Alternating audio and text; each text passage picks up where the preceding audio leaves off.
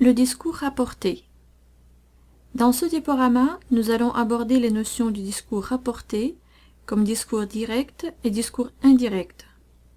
Nous allons apprendre à les distinguer et à correctement employer les temps grammaticaux dans les deux types de discours. Le discours rapporté représente une situation de communication dans laquelle une personne énonce une phrase qui rapporte les paroles dites par elle-même ou par une autre personne. En général, nous distinguons deux sortes de discours rapportés. Le discours direct.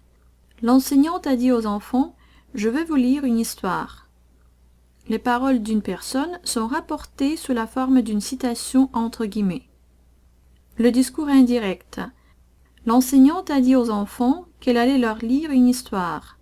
Les paroles d'une personne peuvent aussi être rapportées sous la forme d'une proposition subordonnée. Du discours direct au discours indirect.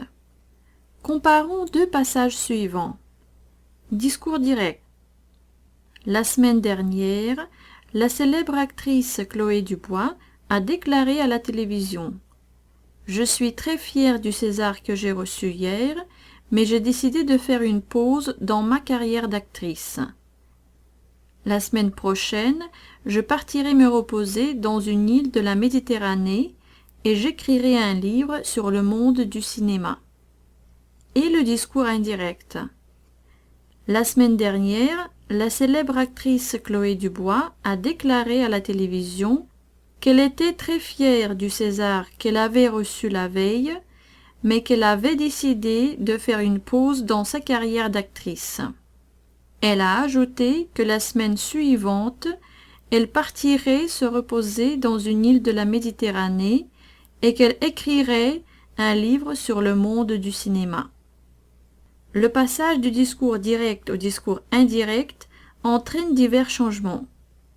Premièrement, on utilise la subordination avec la conjonction que. Il doit être répété devant chaque verbe. Qu'elle était très fière, mais qu'elle avait décidé, etc. Dans le discours indirect, nous n'allons pas utiliser la ponctuation. Deux points, guillemets, etc. On change les pronoms personnels et les mots possessifs. Je suis très fière, elle était très fière. Ma carrière d'actrice, sa carrière d'actrice, etc. On change les temps puisque le verbe introducteur est au passé. A déclaré. Je suis très fière devient elle était très fière. Le verbe être est à l'imparfait. J'ai reçu, passé composé dans le discours direct, se transforme en plus que parfait elle avait reçu dans le discours indirect.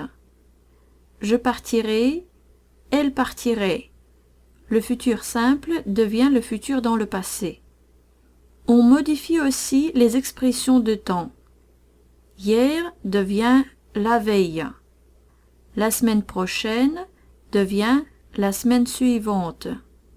Nous allons maintenant considérer plus en détail les principaux changements qui ont lieu lors du passage du discours direct au discours indirect.